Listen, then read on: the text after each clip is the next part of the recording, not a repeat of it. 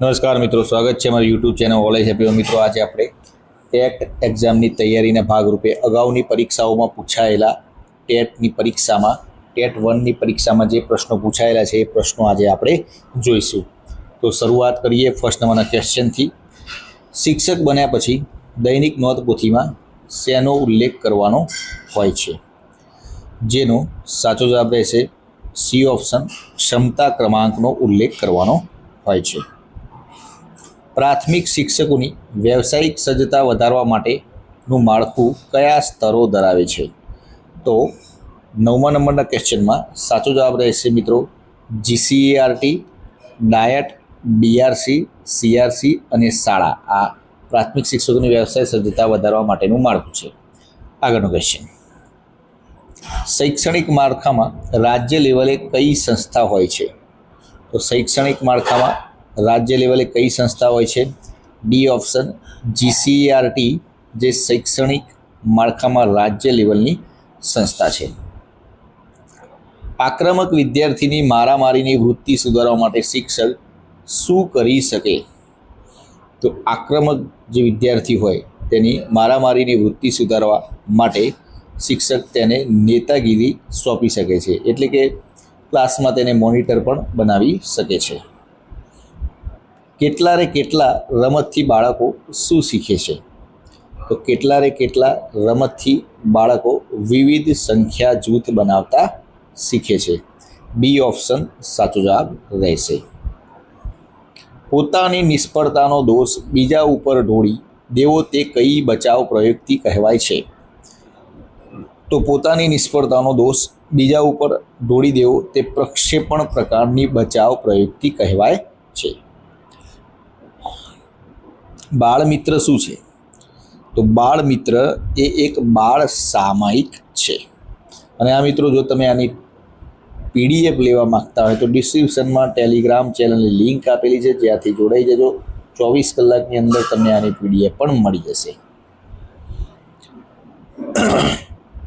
પ્રયત્ન અને ભૂલ દ્વારા અધ્યયનનો સિદ્ધાંત કોનો છે? તો પ્રયત્ન અને ભૂલ દ્વારા અધ્યયનનો સિદ્ધાંત કોનો છે?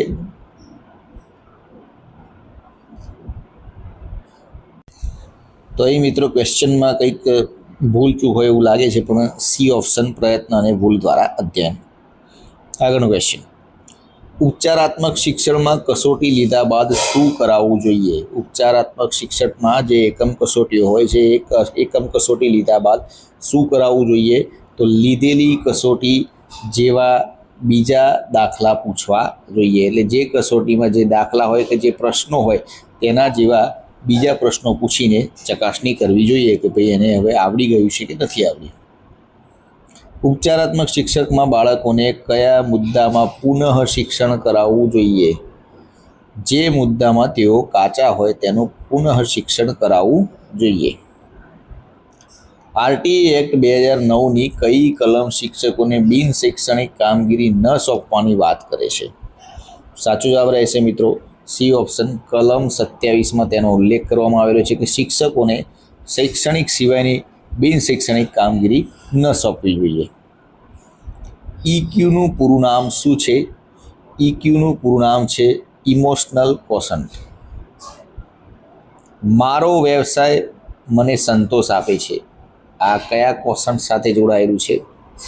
એ ઓપ્શન, સંતોષ અથવા સ્પિરિચ્યુઅલ કોશન્ટ સાથે સંકળાયેલ છે. નીચેનામાંથી કઈ પ્રવૃત્તિ સ્વતંત્ર લેખનમાં સમાવેશ થતો નથી? કઈ પ્રવૃત્તિ નીચેનામાંથી સ્વતંત્ર લેખનમાં સમાવેશ થતો નથી?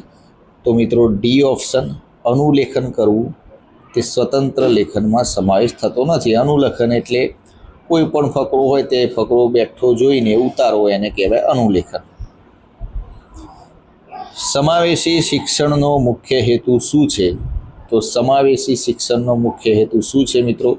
તો જેનો સાચો જવાબ રહેશે 22મા નંબરના ક્વેશ્ચનમાં સી ઓપ્શન, બધા જ બાળકોને એક સાથે ભણાવવા તે સમાવેશી શિક્ષણનો મુખ્ય હેતુ છે. નિબંધલક્ષી પ્રશ્ન દ્વારા શેની ચકાસણી થઈ શકે છે? તો નિબંધલક્ષી પ્રશ્ન દ્વારા શેની ચકાસણી થઈ શકે મિત્રો? તો બી ઓપ્શન સાચો જવાબ રહેશે ભાષા પ્રવાહિતા કૌશલ્યની ચકાસણી થઈ શકે છે. મોનો એક્ટિંગ એટલે શું? મોનો એક્ટિંગ એટલે એક વ્યક્તિ કોઈ કિરદાર નિભાવે તેને મોનો એક્ટિંગ કહેવામાં આવે છે. એકાંકી નાટકનો સમયગાળો કેટલો હોય છે? એકાંકી નાટકનો સમયગાળો મિત્રો 30 થી 45 મિનિટનો હોય છે, એટલે કે બી ઓપ્શન સાચો જવાબ રહેશે. બહુવિધ બુદ્ધિનો સિદ્ધાંત આપનાર વૈજ્ઞાનિક કોણ છે? તો બહુવિધ બુદ્ધિનો સિદ્ધાંત આપનાર વૈજ્ઞાનિક હાવર્ડ ગાર્ડનર છે. બી ઓપ્શન સાચો જવાબ રહેશે. પ્રારંભિક બાળ સંભાળ અને શિક્ષણ માટે કેવા અધ્યાપન શાસ્ત્રનો ઉપયોગ કરવો જોઈએ? જેનો સાચો જવાબ રહેશે સી ઓપ્શન સંવેદનાત્મક અધ્યાપન શાસ્ત્રનો ઉપયોગ કરવો જોઈએ. સમષ્ટિવાદ ગેસ્ટલવાદ સાથે કયા વૈજ્ઞાનિકો સંકળાયેલા છે?